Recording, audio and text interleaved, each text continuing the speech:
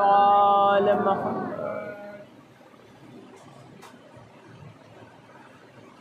اللهم صل على صل على محمد وآل محمد.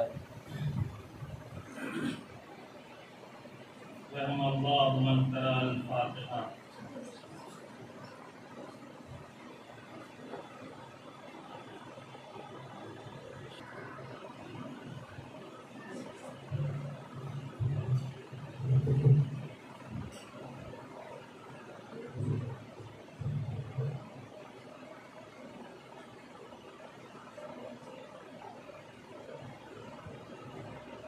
لا حول ولا قوة إلا بالله العلي العظيم.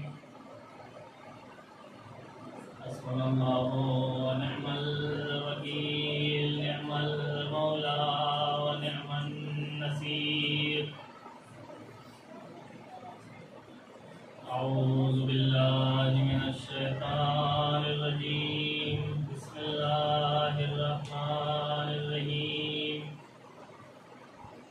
الحمد لله رب العالمين، والصلاة والسلام والتحية والإكرام على النبي الأمي المكي المدني القرشي الهاشمي ومولانا أبي القاسم محمد.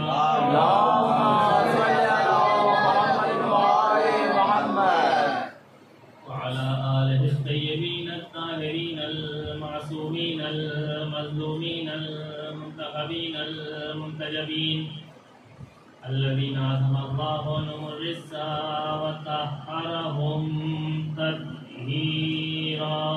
اللهم صل على محمد وآل محمد. وداعيا إلى الله بإذنه وسراجا منيرا. أما بعد، فقد قال الله تبارك وتعالى في كتابه الكريم وهو أصدق الصادقين وقوله الحق. بسم الله الرحمن الرحيم. إنما وليكم الله ورسوله والذين آمنوا الذين يقيمون الصلاة ويؤتون الزكاة وهم راكعون. اللهم صل على محمد وآل محمد.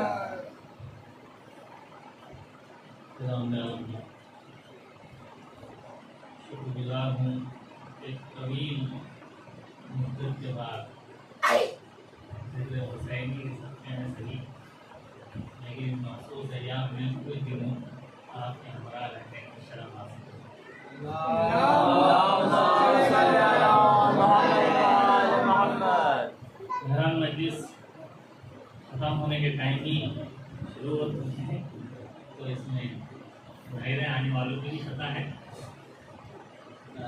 ظاہر مجلس ہونا ہے، جو طریقہ ہے فضائل و مسائل بیان ہوں گے. ابھی آپ کے اوپر ہے کہ آپ جاگ کے سننے یا سو کے سنیں، سننا تو پڑے گا. اللهم صل على محمد وآل محمد. اس آیہ کریمہ کو عنوان سخن قرار دیا. مشہور و معروف قرآن مجید کی آیہ کریمہ ہے. بچے کو یہ آیہ کریمہ یاد ہوگی کہ جس میں پروردگار عالم ولایت کے ایک سلسلے کا ذکر کر رہا ہے. ارشاد ہوتا ہے انما ولیکم اللہ، بے شک تمہارا ولی اللہ ہے. اور پھر اس کے بعد ارشاد ہوتا ہے ورسولہ، دیکھو اس کا رسول بھی تمہارا ولی اور حاکم ہے. اور پھر اسی ولایت کے سلسلے کو اور کڑی کو آگے بڑھاتے ہوئے آیت میں ارشاد ہوتا ہے انما ولیکم اللہ ورسولہ والذین آمنوا الذین یقیمون الصلاۃ ویؤتون الزکاۃ وہم راکعون. دیکھو اللہ تمہارا ولی ہے، اس کا رسول بھی تمہارا ولی ہے، اور وہ صاحبان ایمان بھی تمہارے ولی اور حاکم ہیں کہ جن کی صفات آیت کریمہ میں بیان کی گئی. آیت کریمہ میں بیان کی گئی کہ جو نماز قائم کرتے ہیں اور حالت رکوع میں زکات ادا کرتے ہیں. ایک صلوات پڑھیں.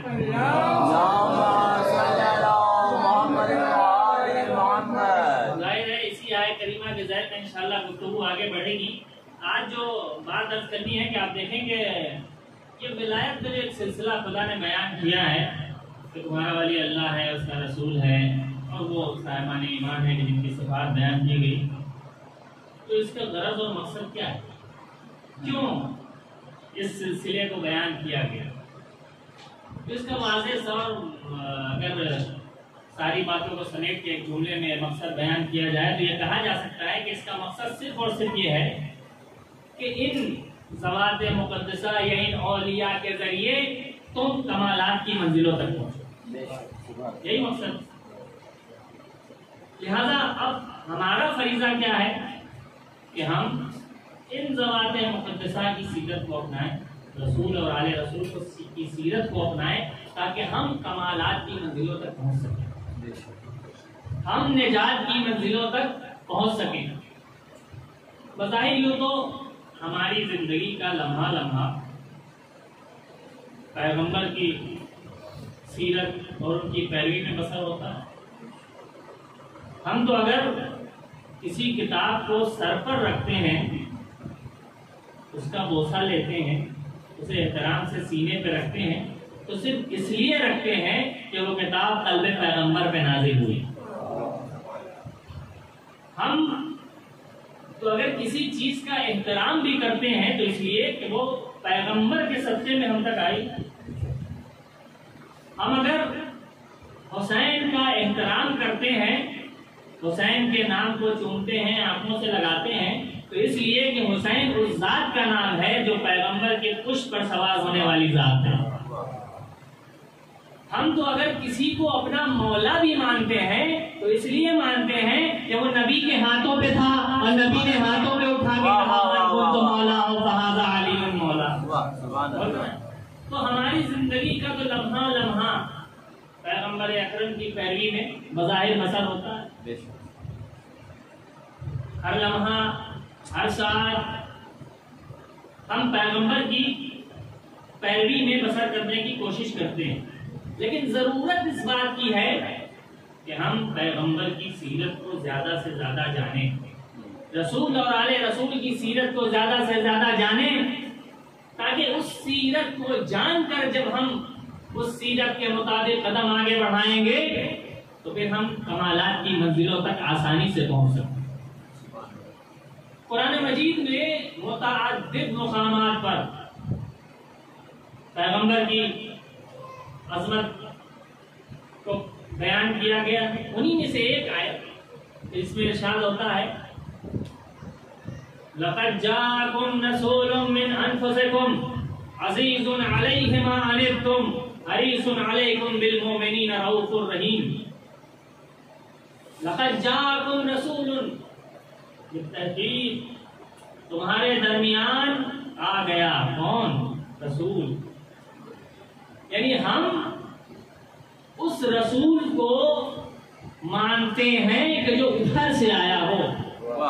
ہم اپنا بنایا ہوا اپنے مطلب کا رسول نہیں چاہتے, بلکہ اس رسول کو مانتے ہیں کہ جو ادھر سے آیا ہو. یہ ہمارا بنایا ہوا رسول نہیں ہے. لَقَدْ جَاءَكُمْ رَسُولٌ, بالتحقیق تمہارے درمیان آ گیا. کون؟ رسول. دیکھو یہ ہمارا بھیجا ہوا ہے,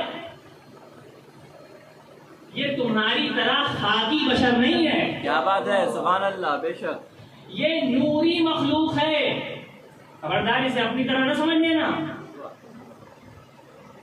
یہ تو ان نورانی مخلوق کا ہم پر کرم ہے کہ جو ہماری اصلاح کی خاطر, ہماری ہدایت کی خاطر, ہماری نجات کی خاطر اس نوری جھرمٹ سے اس خاکیوں کے درمیان آ گئے.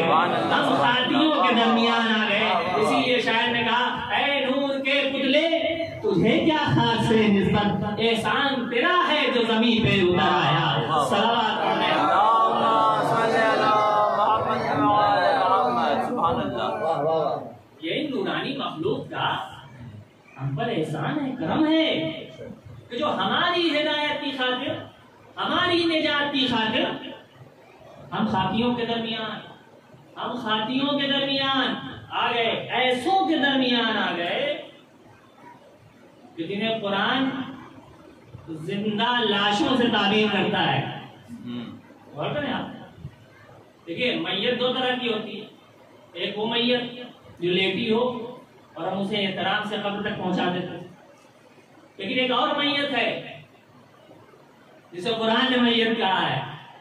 یہ تو مردہ ہیں، بظاہر تمہیں لگ رہا ہے کہ یہ چل پھر رہے ہیں، لیکن یہ سنتے نہیں ہیں، سمجھتے نہیں ہیں، یہ شعور ہی نہیں رکھتے.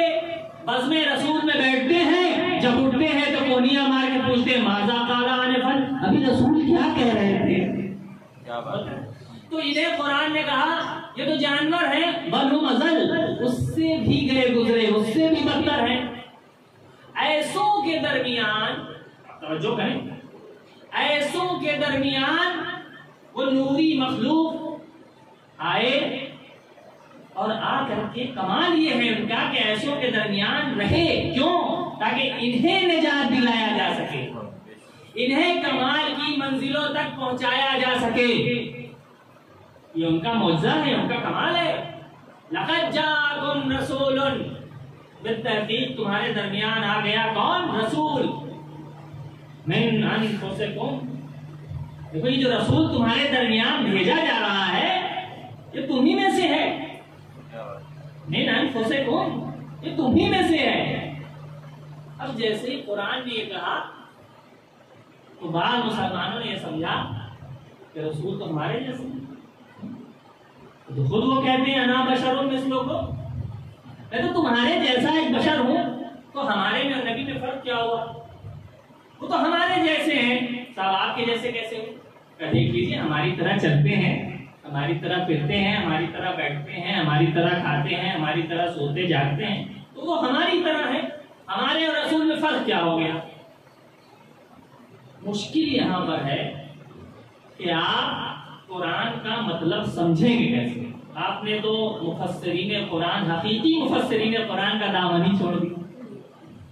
یہ آپ کو کون بتائے گا کہ نبی نے جو کہا انا بشر مثلکم، میں تو تمہارے جیسا بشر ہوں، اس کا کیا مطلب؟ کیا مطلب؟ ہم خاکیوں کے جیسے ہیں، ہم خاطیوں جیسے ہیں. کون بتائے گا کہ اس کا کیا مطلب ہے؟ دیکھیں ہمارے علماء کرام، دیکھیے کسی چیز کے بارے میں ہمیں علم نہ ہو تو یہ ہماری کوتاہی ہے، لیکن ایسا نہیں ہے کہ ہمارے علماء نے کسی چیز کو بے جواب چھوڑا ہو. ہمارے علماء اس کی تفسیر میں فرماتے ہیں کہ کیوں کہا نبی نے کہ انا بشر مثلکم، میں تو تمہارے جیسا بشر ہوں. اس کی چند توجیہ علماء نے فرمائی. ایک سلوات پڑھے محمد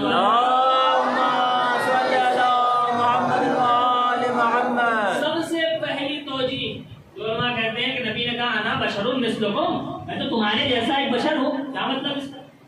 مثال کے طور پر میں یہاں مجلس پڑھنے کے لیے بلایا، میں ممبر سے یہ کہوں کہ صاحب میری کیا حیثیت، میں تو جاہل آدمی ہوں، اس میں کوئی شک نہیں، جاہل. اب صاحب میں نے جب ممبر سے یہ کہا تو اتفاق سے چونکہ مجلس دیر میں شروع ہوئی تو ایک بزرگ بیچارے نہیں آئے مجلس، وہ ان کی مجبوری. اب جب یہ مجمع اپنے گھروں کو پلٹا تو ان بزرگ نے اپنے بچے سے پوچھا بیٹا مجلس کس نے پڑھی؟ تو ایک مولانا جاہل آئے تھے، انہوں نے پڑھی. بیٹا خبردار بدتمیزی نہ کرو. میں بدتمیزی کر رہا ہوں؟ انہوں نے خود ممبر سے کہا کہ میں جاہل ہوں. کیا بات؟ انہوں نے خود ممبر سے کہا میں جاہل ہوں. آپ نے کہا بیٹا اگر وہ خود ممبر سے کہیں کہ میں جاہل ہوں تو یہ ان کی خاکساری ہے، یہ ان کی انکساری ہے، لیکن اگر تم کہو گے تو یہ تمہاری بدتمیزی ہے. اب سمجھے نبی نے کیوں کہا؟ اگر نبی کہے انا بشر مثلکم تو یہ نبی کی خاکساری ہے، نبی کی انکساری ہے. لیکن اگر امت یہ کہے کہ نبی ہم جیسے ہیں تو یہ امت کی بدتمیزی کہا جائے.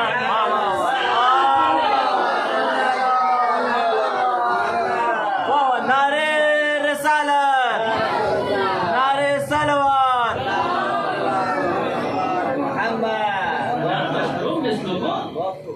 جو تمہارے جیسا ایک بشر ہوں. تو ایک توجیہ علماء نے یہ کیا کہ نبی کی خاک ساری تھی کہ وہ کہہ رہے تھے میں تمہارے جیسا بشر ہوں. دوسری توجیہ جو ہمارے علماء کرتے ہیں کہ نبی نے کیوں کہا انا بشر مثلکم، میں تمہارے جیسا بشر ہوں. جب نبی تبلیغ دین کے لیے نکلتے تھے تو کفار و مشرکین نے انہیں تبلیغ دین سے روکنے کے لیے اور اس میں رکاوٹ پیدا کرنے کے لیے یہ طریقہ اختیار کیا کہ انہیں ساحر مشہور کیا، جادوگر کہا، مجنون کہا، دیوانہ کہا. اب ظاہر ہے کہ ان صفات کا حامل اگر کوئی شخص واقعی ہو تو کیا اس کی کوئی بات سنے گا؟ اس کی بات کوئی مانے گا؟ نہیں مانے گا. تو اب جب نبی تبلیغ دین کے لیے نکلتے تھے تو یہ کہتے تھے دیکھو ساحر آ رہا ہے، دیکھو مجنون آ رہا ہے، دیکھو دیوانہ آ رہا ہے، اور یہ کہہ کر سب کے سب فرار کرتے تھے. تو نبی کہتے تھے ارے بھاگتے کہاں ہو، انا بشر مثلکم، میں تو تمہارے جیسا ایک بشر ہوں جسے خدا نے تمہاری ہدایت کے لیے بھیجا ہے. صلوات پڑھ دیں.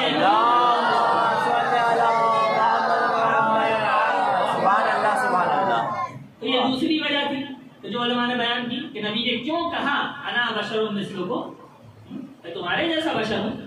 تیسری وجہ جو علماء بیان کرتے ہیں کہ نبی نے کیوں کہا انا بشر مثلکم. اب دیکھیں لوگ نبی کے پاس آتے تھے، آپ نبی ہیں، نبوت کی دلیل دیجئے، نبوت کی دلیل دیجئے، کوئی معجزہ دکھائیے. لوگوں نے دیکھا کہ صاحب انہوں نے انگلیوں سے اشارہ کیا، چاند کے 2 ٹکڑے ہو گئے. انہوں نے اشارہ کیا، ڈوبتا ہوا سورج پلٹ آیا.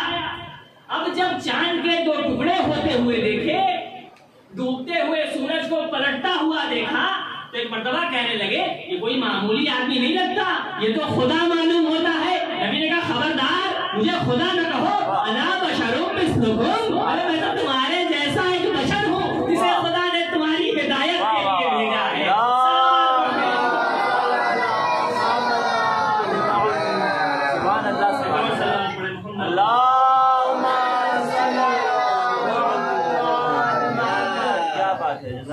نبی ہم جیسے بشر نہیں ہیں، انہوں نے کہا نا بشر مثلکم، لیکن وہ نوحی مخلوق ہے.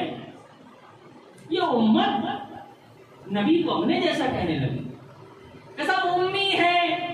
وہ تو جاہل تھے، نعوذ باللہ نعوذ باللہ، کہ وہ تو جاہل تھے، امی تھے. میں نے آپ کو کیسے پتا کہ وہ جاہل تھے؟ یہ آپ کو کیسے پتا کہ وہ جاہل تھے؟ کہنے صاحب انہوں نے کبھی کسی کے سامنے زانو ادب طے نہیں کیا، کبھی کسی سے کچھ پڑھا نہیں، کچھ سیکھا نہیں، کبھی لکھا نہیں، لکھنا نہیں سیکھا، لہذا وہ جاہل تھے. معذرت کے ساتھ میں کہوں گا یہ ہماری خوش قسمتی ہے کہ مولانا علمدار صاحب ہمارے درمیان تشریف فرمائیں. انشاءاللہ ہم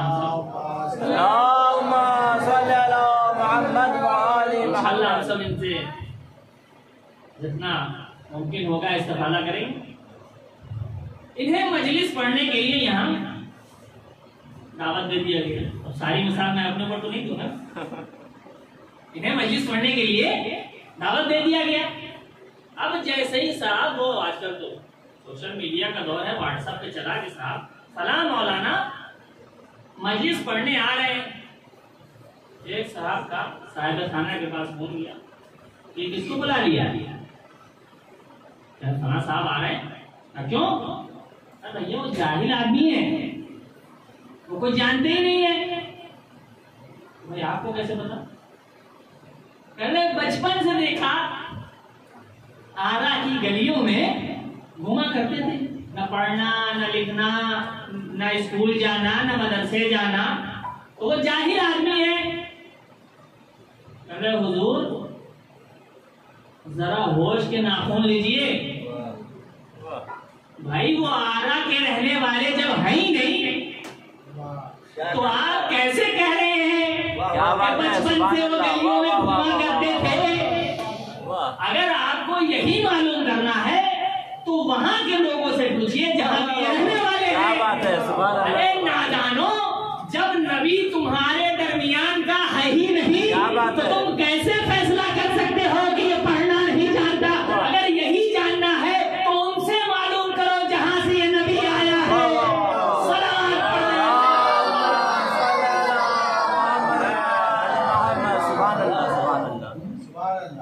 لقد جاءكم رسول من انفسكم، بالتحقیق تمہارے درمیان آ گیا وہ رسول من انفسکم، تو تمہیں میں سے عزیز علیہ ما عنتم، اس رسول کا سارا درد، ساری پریشانیاں تم ہو،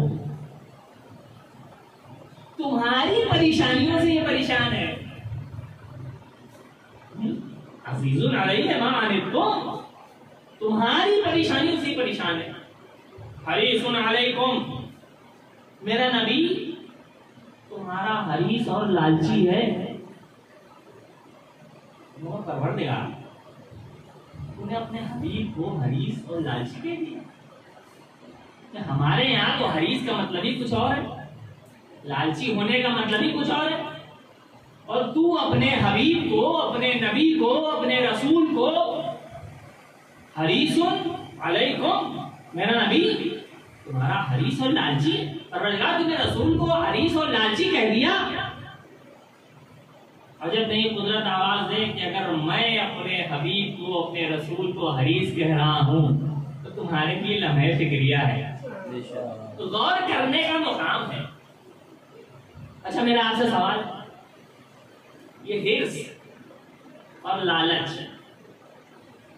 اچھی چیز ہے یا بری چیز؟ بولیے. اتنا اس میں تکلف کی تو بات ہے، دونوں ہے. بالکل صحیح بات ہے، دونوں ہے. کیوں دونوں ہے؟ مثال کے طور پر اگر میں یہ کہوں کہ فلان حریص علی الدنیا، فلاں آدمی مال دنیا کا حریص اور لالچی ہے، تو یہ حرص اور لالچ اچھی چیز ہے یا بری چیز؟ بری چیز. لیکن اگر یہ کہا جائے فلان حریص علی العلم، فلاں آدمی علم کا لالچی ہے، تو یہاں پہ حرص اور لالچ اچھی چیز ہے یا بری چیز؟ اچھی چیز. تو معلوم یہ ہوا کہ حرص اور لالچ بذات خود نہ اچھی چیز ہے نہ بری چیز، بلکہ یہ دیکھا جائے گا کہ کس چیز کی حرص اور لالچ کی جا رہی ہے. جس چیز کی حرص اور لالچ کی جا رہی ہے اگر وہ اچھی تو حرص اور لالچ اچھی چیز. جس چیز کی حرص اور لالچ کی جا رہی اگر وہ بری تو حرص اور لالچ بری چیز. اب قرآن نے جو نبی کو کہا حریص علیکم، میرا نبی تمہارا حریص اور لالچی ہے، تو یہاں پہ حرص کے کیا معنی ہیں؟ یہ نبی کس چیز کا لالچی ہے؟ کیا نبی ہماری مال و دولت کا لالچی ہے، حکومت کا لالچی ہے؟ پروردگار تو ہی بتا دے کہ تو نے اپنے نبی کو جو حریص اور لالچی کہا اس کا کیا مطلب؟ کہ خبردار ہمارا نبی تمہاری مال و دولت کا لالچی نہیں ہے، تم اسے کیا مال و دولت دو گے؟ وہ ٹھوکر مار دے تو زمین خزانے اگل لے گی. ہمارا نبی تمہاری حکومت کا لالچی نہیں ہے، تم کیا اسے حکومت دو گے؟ ارے میں نے اسے رحمت للعالمین بنا کے بھیجا ہے. یاد رکھو ہمارا نبی تمہاری چیزوں کا لالچی نہیں ہے، ہمارا نبی تمہاری تعریف کا لالچی نہیں ہے. تم کیا اس کی تعریف کرو گے جس کی تعریف میں پورا قرآن اترا ہے؟ کیا بات ہے، جزاک اللہ. ہمارا نبی نہ تمہاری مال و دولت کا لالچی ہے، نہ حکومت کا لالچی ہے، نہ تمہاری تعریف کا لالچی ہے، بلکہ حریص علیکم، وہ تمہاری ہدایت کا حریص اور لالچی ہے. وہ تمہاری ہدایت کرنا چاہتا ہے. یہی وجہ ہے کہ حریص علیکم بالمؤمنین رؤوف الرحیم. جب تم وہ تمہاری ہدایت کا حریص اور لالچی ہے، اور جب تم ہدایت پا کے ایمان لے آتے ہو تو وہ صاحبان ایمان کے لیے رؤوف بھی ہے، رحیم بھی ہے، مہربان بھی ہے۔ صلوات پڑھ رہے ہیں۔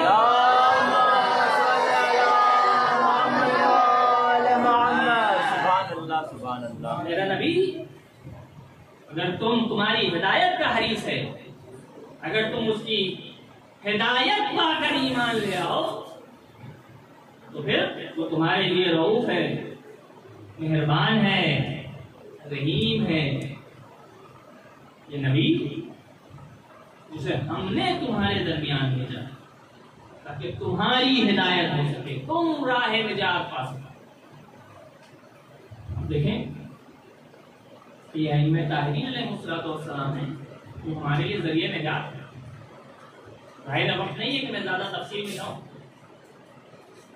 پہلی محرم ہے آج، ہر جگہ فرش عزا بچھی، ہر انسان اپنی استطاعت کے اعتبار سے، اپنی قدرت کے اعتبار سے ذکر حسین میں مشغول ہے، چاہے وہ نوحے کی شکل میں ہو، چاہے وہ مرثیے کی شکل میں، چاہے وہ خطابت کی شکل میں ہو، چاہے وہ ذاکری، جس شکل میں بھی ہو، ہر انسان ذکر حسین میں مشغول ہے۔ اور یہی جہاد باللسان بھی ہے۔ حضرت موسیٰ علیہ السلام فرعون کے مقابلے میں جہاد باللسانی تو کر رہے تھے، جناب ابراہیم علیہ السلام نمرود کے مقابلے میں جہاد باللسانی تو کر رہے تھے۔ پیغمبر اسلام کے یہ خطبات جہاد باللسانی تو ہیں، مولا کائنات کے وہ خطبات جو آج نہج البلاغہ کی شکل میں موجود ہیں، یہ جہاد باللسانی تو ہیں۔ زینب کبریٰ سلام اللہ علیہا کے وہ خطبات جو آپ نے دربار یزید یا دیگر مقامات پہ ارشاد فرمائے، وہ جہاد باللسانی تو تھے۔ اور جہاد باللسان کا کردار اسلامی تہذیب کو فروغ دینے میں بہت اعلیٰ رہا ہے۔ ہر انسان اپنے اعتبار سے جہاد باللسان کر رہا ہے، ذکر حسین کر رہا ہے، اور یہ بہترین ذریعہ ہے یہ فرش عزا اسلامی تہذیب کو فروغ دینے کا۔ اب دیکھیں کہ ہمارے درمیان دو طرح کے مسلمان ہیں۔ تاریخ کہتی ہے کہ جب فتح مکہ کے موقع پر، میں بہت مختصر طور پر تاریخ آپ کے سامنے پیش کروں، فتح مکہ کے موقع پر جب ایک پیغمبر اسلام اپنے لشکر لے کے پہنچے ہیں تو ایک دشمن اسلام نے یہ کہا جناب عباس ابن عبد المطلب سے کہ عباس، تمہارے بھتیجے نے تو بہت سا لشکر جمع کر لیا ہے۔ جب مجمع دیکھا، نبی کے ہمراہ لشکر دیکھا تو کہا عباس، تمہارے بھتیجے نے تو بہت مجمع اکٹھا کر لیا ہے۔ جناب عباس نے کہا کہ میرے بھتیجے کے پاس رسالت ہے، ریاست نہیں ہے۔ یہ مجمع جو تم دیکھ رہے ہو یہ رسالت کی وجہ سے ہے، ریاست کی وجہ سے نہیں ہے۔ اب تاریخ کہتی ہے کہ مجمع کی کثرت کو دیکھ کر مجبوری کے عالم میں کچھ لوگوں نے کلمہ پڑھا اور دائرہ اسلام میں داخل ہو گئے، کہ جنہوں نے دل سے احکام اسلامی کو قبول کیا ہی نہیں تھا، لیکن زبان سے کلمہ شہادتیں پڑھ کر اسلام میں داخل ہو۔ اس سے اتنا تو سمجھ میں آ گیا کہ مسلمان دو طرح کے ہیں۔ ایک وہ مسلمان کہ جو خوف کی وجہ سے، جس نے کلمہ شہادتیں تو زبان پہ جاری کر دیا مگر کبھی دل سے احکام اسلامی کو مانا ہی نہیں، اور ایک وہ مسلمان کہ جس نے دل سے احکام اسلامی کو قبول کر کے کلمہ شہادتیں زبان پہ جاری کیا۔ یا لفظوں کو بدل کے یوں کہہ دوں کہ مسلمان دو طرح کے ہیں۔ ایک وہ مسلمان جو رسالت والے مسلمان ہیں، ایک وہ مسلمان جو تلوار والے مسلمان ہیں، جو خوف سے مسلمان ہوئے، ایک وہ مسلمان جو اقدار و تہذیب والے مسلمان ہیں، دوسرے وہ مسلمان جو تلوار والے مسلمان ہیں۔ آج جو دنیا میں مسلمانوں کی بگڑتی ہوئی تصویر ہے، اگر اس تصویر کو دنیا کے سامنے کوئی چیز صحیح کر سکتی ہے فرش ازا کا صحیح پیغام ہے کہ جو دنیا کے سامنے مسلمانوں کی بگڑتی ہوئی تصویر کو سدھار سکتی ہے. یہی وجہ ہے کہ ہم فرش ازا بچھا کر دنیا کو یہ بتانا چاہتے ہیں کہ یاد رکھو ہم رسالت والے مسلمان ہیں, ہم ریاست والے مسلمان نہیں ہیں. اس لیے کہ ریاست اور رسالت میں بنیادی فرق یہ ہے کہ رسالت ہمیشہ قربانی مانتی ہے لیکن ریاست ظلم کا تقاضا کرتی ہے. ہم فرش ازا بچھا کے بتاتے ہیں کہ ہم ظلم والے مسلمان نہیں ہیں, ہم رسالت والے مسلمان ہیں.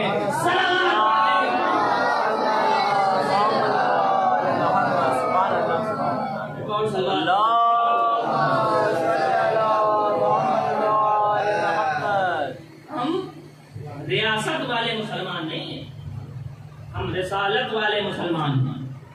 یہی فرش ازا کا بہترین پیغام ہے جو دنیا تک جانا چاہیے کہ ہم اہل ظلم نہیں ہیں لیکن ہم کبھی ظالم کے ساتھ نہیں ہو سکتے. ہم ظلم کرتے بھی نہیں مگر ظلم سہتے بھی نہیں. یہ فرش ازا وقت نہیں ہے کہ میں کچھ بیان کروں, بات کو سمیٹ پاؤں. یہ فرش ازا اس سے بڑھ کر انسان کی تربیت کی جگہ اور ہو کیا سکتا. تربیت کا بہترین نمونہ ہے فرش ازا. آپ دیکھیں کسی بھی پروگرام میں آپ کسی بڑے آدمی کو, کسی دولت مند کو, کسی عہدیدار کو دعوت دیجیے, آئے گا, ضرور آئے گا, لیکن آنے کے بعد وہ ہر جگہ نہیں بیٹھے گا بلکہ اپنی حیثیت کے اعتبار سے, اپنے اسٹیٹس کے اعتبار سے پہلے جگہ کا انتخاب کرے گا, اپنی حیثیت کے اعتبار سے لوگوں کا انتخاب کرے گا, تب بیٹھے گا. لیکن یہ فرش ازا کا معجزہ ہے کہ عالم ہو, کم پڑھا لکھا ہو, امیر ہو, غریب ہو, جو بھی آیا چپل باہر اتری, سر جھکا, ادب سے اسی خاکی فرش پر سب ساتھ بیٹھ گئے. اس سے بہتر تربیت کا نمونہ اور کہاں سے ہو سکتا؟ کہاں کی امیری, کہاں کی غریبی, کہاں کی عقل, کہاں کا تکبر. جب حسین کے مکتب میں داخل ہو گئے تو اب اپنے اندر سے غرور اور تکبر و عقل کو نکال کے پھینک دے. یہ فرش ازا ہے, یہ تربیت کا بہترین نمونہ ہے. یہی فرش ازا ہے جو انسان کی نجات کا ضامن ہے. آج ہر انسان نجات کا خواہاں ہے, ہر انسان نجات چاہتا ہے. حسین ابن علی کی ذات وہ ذات ہے جو کشتی نجات ہے. جسے نجات چاہیے وہ حسین ابن علی کا دامن تھام لے. دین اسلام نے 4 چیزوں کو کشتی نجات کہا ہے. بس آخری بات اور آپ کی ضرورت ہے. 4 چیزوں کو دین اسلام نے کشتی نجات کہا ہے.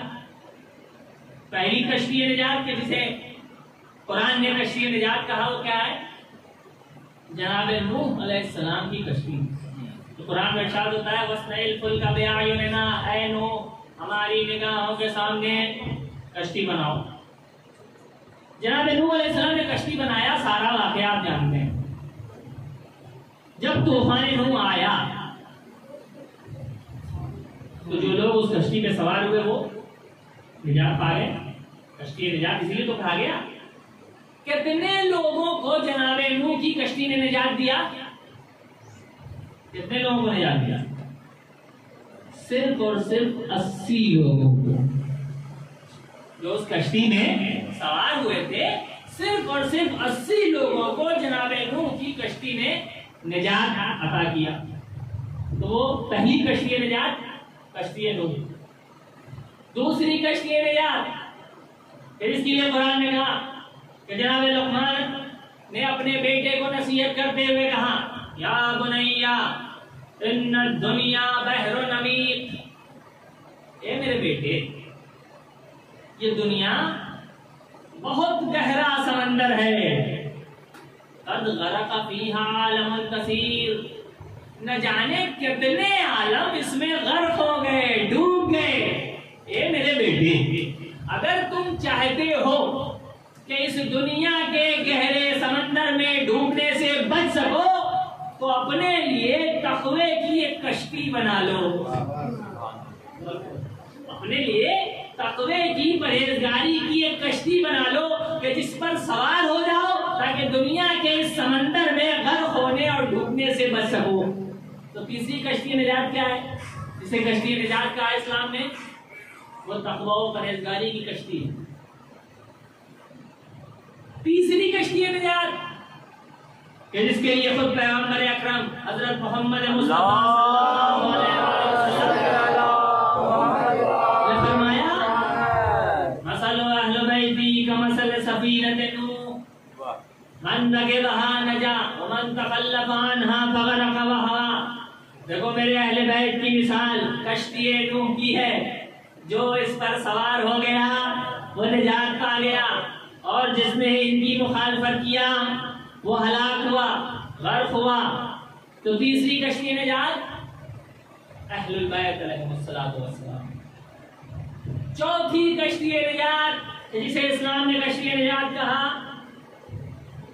وہ ذات حسین بن علی۔ نبی نے کہا ان الحسین مصباح البلاء و سفینۃ النجات۔ تو میرا حسین ہدایت کا چراغ ہے اور نجات کا سفینہ ہے، نجات کی کشتی ہے۔ ایک شخص ہمارے چھٹے امام جعفر صادق علیہ السلام کی خدمت میں آیا اور اس نے کہا مولا، جو نبی نے فرمایا کہ ان الحسین مصباح الہدی و سفینۃ النجات، دیکھو میرا حسین ہدایت کا چراغ ہے اور نجات کی کشتی ہے، تو کیا آپ حضرات نجات کی کشتی نہیں ہے؟ توجہ جائے، آپ حضرات نجات کی کشتی نہیں ہے؟ امام نے کہا نحنو سفن النجات، ہم سب نجات کی کشتی ہیں، لیکن سفینہ حسین اوسع و اسرع، لیکن حسین کی کشتی وہ کشتی ہے جو بہت وسیع ہے اور بہت تیزی سے نجات عطا کرتی ہے۔ اور کیا ابی ابن کعب کہتے ہیں کہ میں پیغمبر اکرم حضرت محمد مصطفیٰ صلی اللہ علیہ وسلم کی خدمت میں تھا، اصحاب کا مجمع تھا کہ نبی کے نواسے امام حسین علیہ السلام بچپنے کا عالم ہے کہ نبی نے جیسے ہی امام حسین علیہ السلام کو آتے ہوئے دیکھا، ایک مرتبہ کہا مرحبا مرحبا یا زین السماوات والارضین، مرحبا مرحبا، آؤ آؤ میرے بیٹے حسین آؤ، اے زمین و آسمان کی زینت، آگے آؤ آگے آؤ۔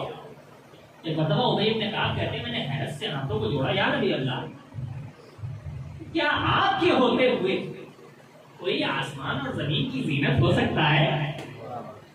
تو نبی نے کہا اے ابی ابن کعب ان الحسین اکبر فی السماء من الارض، اے ابی ابن کعب حسین کی تعظیم آسمانوں میں زمین والوں سے زیادہ ہے۔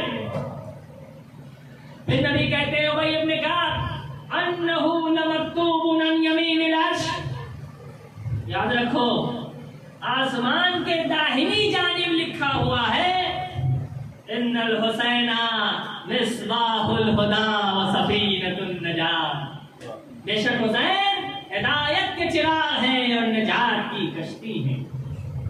اب اگر کسی کو نجات چاہیے تو اسے حسین ابن علی کا دامن تھامنا ہو۔ ہمارا لاکھوں سلام ہو حسین پر جس پر آدم نے گریہ کیا، ہمارا لاکھوں سلام ہو حسین پر جس پر نوح نے گریہ کیا، ہمارا سلام ہو حسین پر جس پر ابراہیم نے گریہ کیا، ہمارا سلام ہو حسین پر جس پر خود نبی اکرم نے گریہ کیا۔ ہر نبی نے حسین پر گریہ کیا۔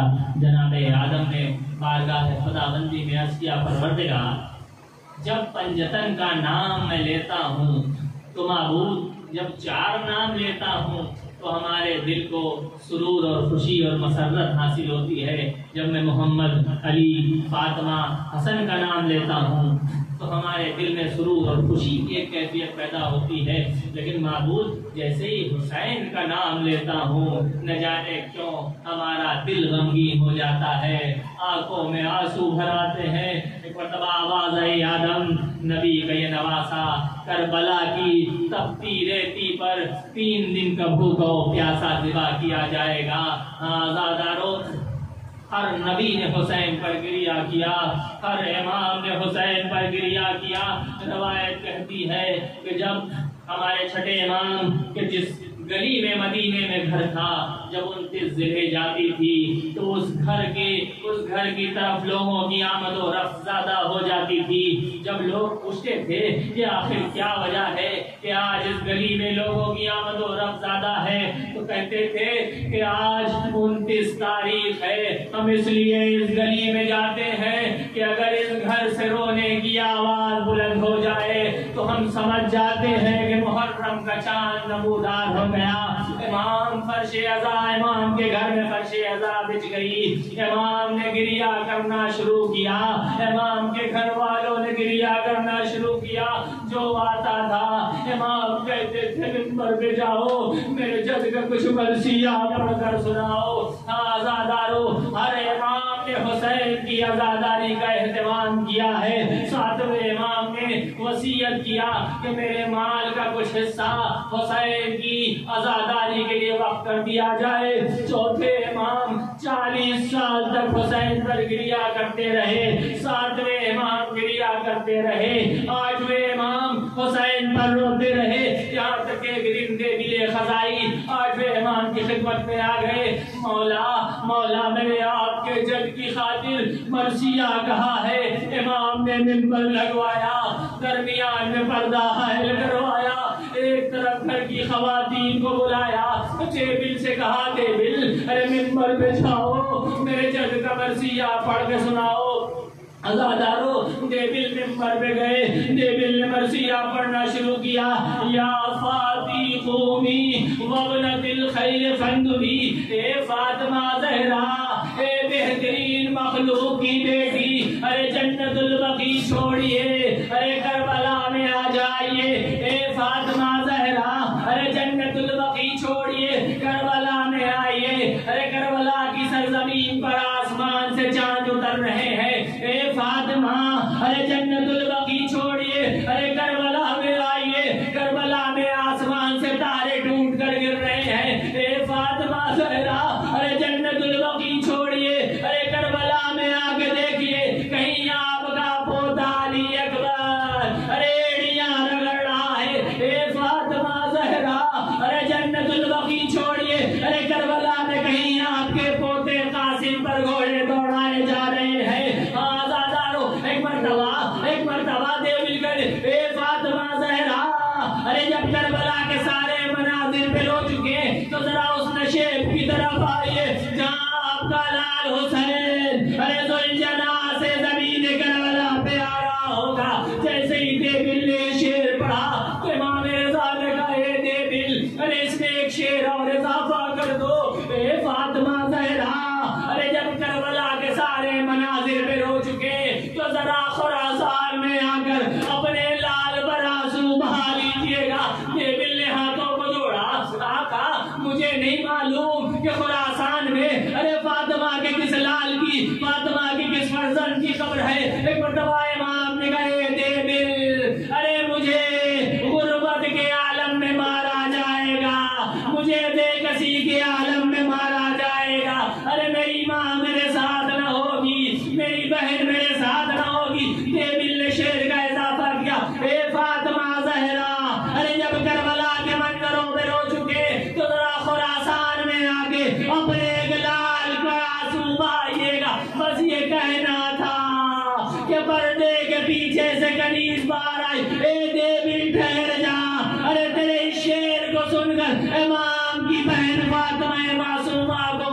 گیا میں کہوں گا اے فاطمہ معصومہ ارے آپ کا بھائی زندہ تھا آپ نے صرف خبر شہادت سنی پردہ حشر کر سکی ارے ذرا کربلا میں آ کے دیکھیے آئے وہ زینب کبریٰ جن کی نگاہوں کے سامنے بھائی کا گلا کاٹا گیا ارے زینب فریاد کرتی رہی ارے کوئی میرے بھائی کو بچا لو ارے کون تھا جو نبی کے نواسے کی مدد کو آتا کون تھا جو نبی کے نواسے کی نصرت کرتا حسین کے سر و تن میں جدائی فرات کا پانی نیزو چلا فضا میں تلا تم بپا ہوا الا قتل الحسین بکربلا الا ذبح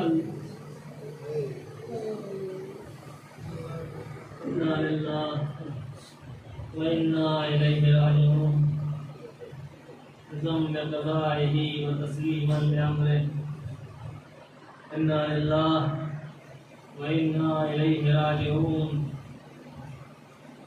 ألا لعنة الله على قوم الظالمين سيعلم الذين ظلموا أي منقلب ينقلبون خاتمة